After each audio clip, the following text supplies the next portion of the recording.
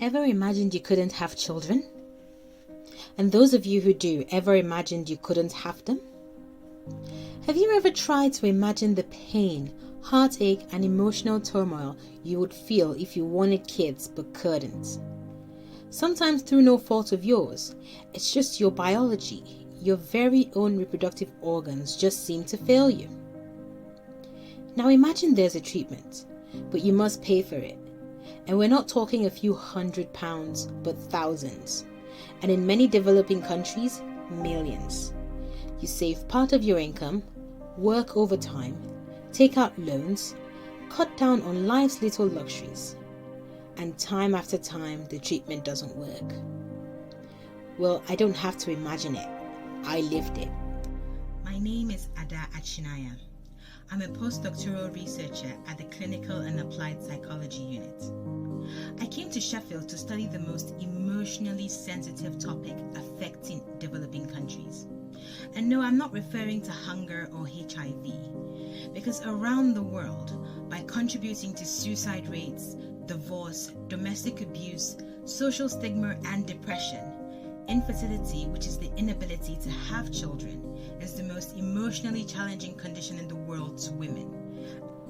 Now, while treatments such as IVF have been around for more than 4 decades, these are still largely unavailable and unaffordable in these countries.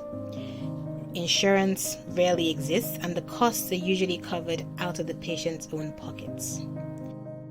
So with my research, I figured that if we can understand the extent to which paying for this treatment affects the couple's lives, then maybe, just maybe, we might be able to devise better ways to resolve it all.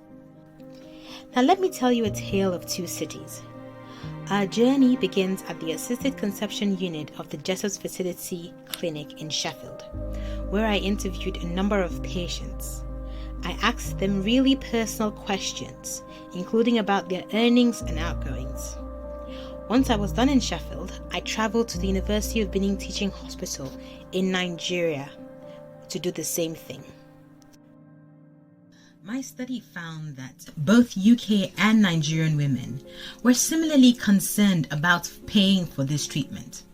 The key reason being that there was no certainty of actually getting pregnant after spending so much money, and that these financial sacrifices of taking loans or working overtime affected their quality of life negatively.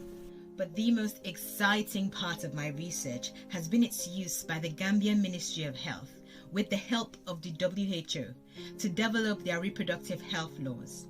This would help government organizations target their resources to better improve access to reproductive treatments, such as by reducing the cost of fertility drugs or even encouraging pharmaceutical companies in-house to make theirs. This is important to me because majority of infertile couples in developing countries like the Gambia and Nigeria go into debt or lose their life savings just for trying to have a baby, which part of my research found. We talk a lot about the effects of stress on the body and reproductive organs.